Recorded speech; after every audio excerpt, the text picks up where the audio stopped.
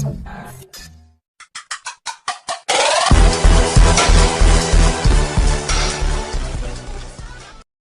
बार की बात है। राजा विक्रमादित्य बेताल को पकड़कर अपनी पीठ पर लादकर ले जा रहे थे। तभी बेताल ने राजा से कहा, राजन, रास्ता लंबा है, क्यों ना मैं तुम्हें एक कहानी सुनाऊं। राजा विक्रम ने सहमति जताई। बेताल अपनी कहानी शुरू की। कहानी, तोता और तोती की अद्भुत मित्रता। एक छोटे से गांव में रामू नाम का एक किसान रहता था। उसकी एक तोता और तोती जोड़ी थी जिनसे वह बहुत प्यार करता था। तोता और तोती भी एक दूसरे के बिना नहीं रह सकते थे। वे दोनों बहुत समझदार और चालाक थे और रामू के घर की हर एक चीज की देखभाल करते थे। एक दिन रामू ने देखा कि उसका तोता और तोती दोनों बहुत उदास हैं।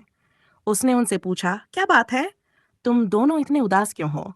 तोता ने उत्तर दिया, मालिक, हमारे जीवन में एकरसता आ गई है, हम भी बाहर हर की दुनिया देखना चाहते हैं। रामू ने सोचा कि उसे अपने पालतू पक्षियों की इच्छा का सम्मान करना चाहिए, इसलिए उसने उन्हें जंगल में जाकर स्वतंत्र रूप से घूमने की अनुमति दे दी। तोता और तोती बहुत खुश हुए और उड़ते उड़ते जंगल की ओर चले गए। जंगल का जीवन और मुसीबत। जंगल बहुत सुंदर और विशाल था। वहां दोनों को कई नए पक्षी और जानवर मिले।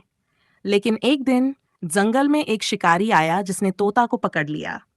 तोती ने बहुत कोशिश की कि वह तोता को छुड़ा ले, लेकिन शिकारी तोता को अपने साथ गांव ले गया और उसे पिंजरे में बंद कर दिया। तोती बहुत दुखी हुई, लेकिन उसने हार नहीं मानी। उसने सोचा कि वह तोता को किसी भी हाल में बचाकर रहेगी। तोती की चालाकी और हिम्मत। तोती ने ध्यान से शिकारी के घर का रास्ता देखा और रात को जब सब सो गए तो वह पिंजरे के पास पहुंच गई। उसने तोते को डांडस बंधाया और कहा, मैं तुम्हें बचाने का एक तरीका सोच रही हूं, तुम थोड़ा धैर्य रखो। तोती ने शिकारी के घर की सभी खिड़कियों और दरवाजों का निरीक्षण किया और एक योजना बनाई।